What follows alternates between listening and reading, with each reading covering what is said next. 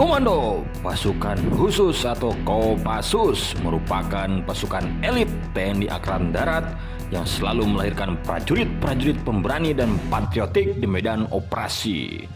Salah satu prajurit yang melegenda karena aksi heroiknya adalah Kolonel Infanteri Agus Hernoto. Sepak terjangnya di palagan pertempuran mampu membuat gentar dan ciut nyali musuh. Keberanian dan sikap teguhnya dalam menjalankan misi operasi menjadikan Agus Hernoto sebagai legenda resimen para komando Angkatan Darat atau RPKAD yang sekarang bernama Kopassus Komando. Tidak hanya itu, keberanian pria kelahiran Malang, Jawa Timur 1 Agustus 1930 menyambung nyawa dalam mengemban tugas operasi membuatnya disegani dan dihormati oleh para senior serta komandannya di Korps Baret Merah. Bahkan tokoh militer dan intelijen Jenderal TNI Purnawirawan Leonardus Benyamin Murdani atau dikenal dengan sebutan Beni Murdani rela dikeluarkan dari Kopassus karena membela Agus Hernoto. Saat itu Komandan RPKAD Kolonel Mung Parhadi Mulyo memindahkan Agus Hernoto ke Staf Umum Angkatan Darat 3 bagian organisasi karena cacat selesai pulang dari operasi. Dalam buku biografinya berjudul Kolonel Infanteri Agus Hernoto, legenda pasukan komando dari Kopassus sampai operasi khusus, diceritakan Agus Hernoto yang saat itu berpangkat Letnan 2 mendapat tugas untuk memimpin operasi Banteng 1 untuk membebaskan Irian Barat dari cengkraman Belanda. Operasi Banteng 1 merupakan operasi infiltrasi atau penyusupan ke belakang garis musuh melalui udara. Operasi militer ini sebagai tindak lanjut dari Tri Komando Rakyat atau Trikora yang dikumandangkan Presiden Soekarno 9 Desember 1961. Operasi ini terbilang berbahaya dan taruhannya adalah nyawa. Panglima Mandala Majen TNI Soeharto yang melepas keberangkatan pasukan di lapangan udara Lahat Amahai Ambon menyebut misi ini sebagai one way ticket atau misi tanpa ada jaminan bisa kembali pulang dengan selamat. Aksi berani prajurit Kopassus juga membuat heran Belanda.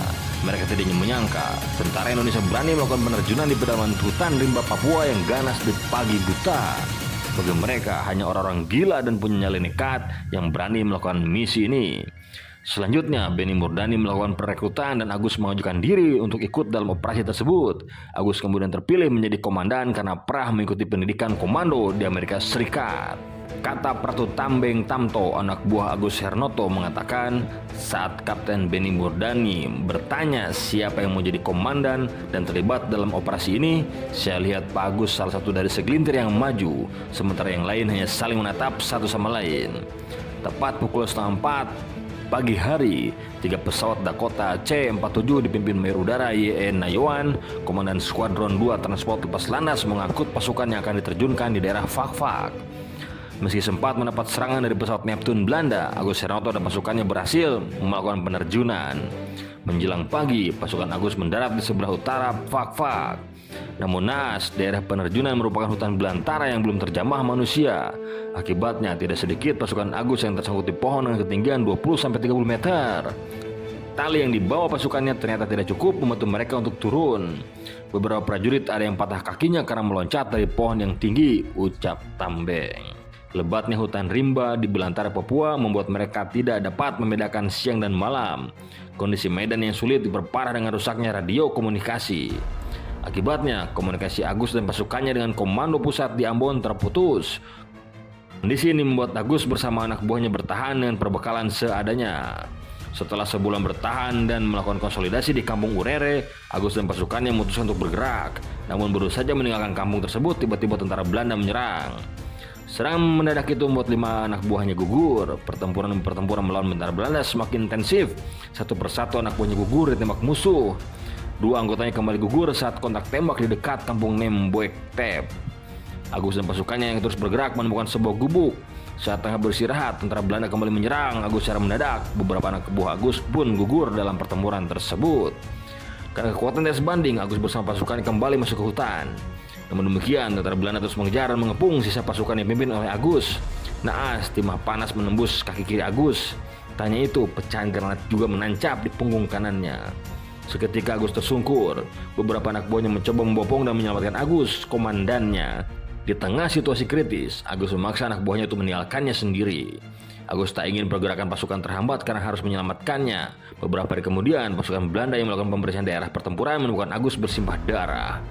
Agus kemudian dibawa ke kamp militer Belanda. Di camp tersebut, Agus mengalami penyiksaan yang cukup berat. Agus diinterogasi agar memberitahu kapan TNI akan menyerang Papua.